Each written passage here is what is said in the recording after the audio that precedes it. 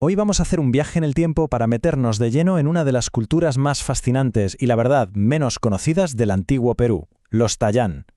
Prepárense para descubrir a los que fueron conocidos como los verdaderos constructores del desierto. Nuestra historia arranca con una imagen que es impresionante. Imaginen esto, en medio del paisaje superárido de Piura, al norte de Perú, se levantan los restos de una fortaleza imponente, la fortaleza de Narihualá. Por muchísimo tiempo su origen fue un completo misterio, lo que nos deja con la gran pregunta, ¿quiénes fueron los arquitectos detrás de esta maravilla? Pues bien, la respuesta a ese enigma tiene nombre y apellido: el pueblo de los Tayán. Ellos fueron la civilización que no solo aprendió a dominar este entorno tan duro, sino que lo moldeó, dejando un legado que, como ven, perdura hasta hoy.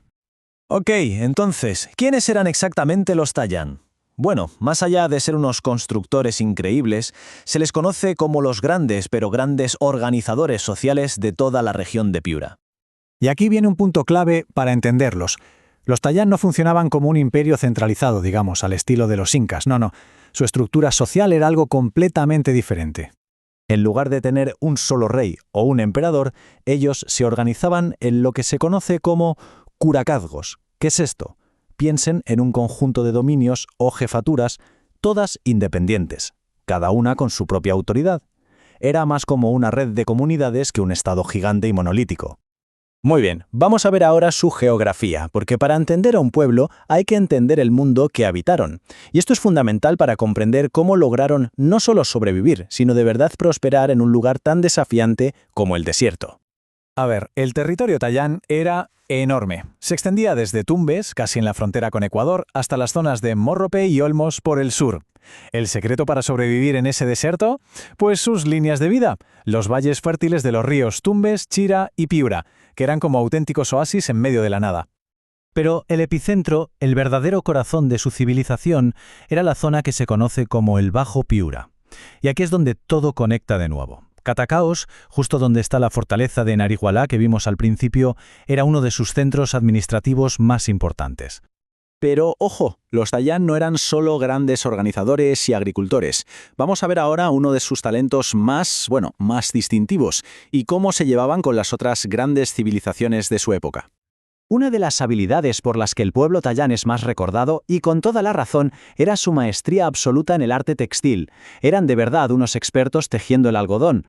Y no hablamos de simples mantas o ropa. Sus tejidos iban mucho más allá. Cada pieza era una auténtica obra de arte, un lienzo donde ellos plasmaban su visión del universo y contaban las historias de su mundo.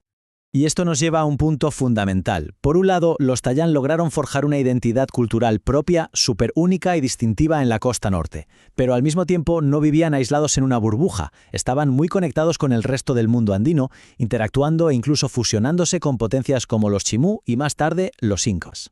Claro, llegados a este punto la pregunta es inevitable. ¿Y cómo es que sabemos todo esto sobre una cultura tan antigua? Es súper importante conocer la fuente de esta información para darle el valor que se merece. Pues resulta que la base de lo que sabemos hoy sobre los Tayán viene de investigaciones académicas muy serias. En concreto, de un manuscrito sobre la historia de Piura, que se conserva en la prestigiosa Universidad Nacional Mayor de San Marcos. O sea, esto le da una credibilidad y un respaldo académico muy sólido a la historia que hemos explorado. Y así, al conocer a los Tayán, cerramos con una pregunta que da para pensar. Si la historia de este pueblo fascinante pudo salir de entre las arenas, ¿cuántas otras historias, cuántos otros secretos seguirán ahí, esperando pacientemente a ser descubiertos bajo el desierto? La historia sin duda todavía tiene mucho que contarnos.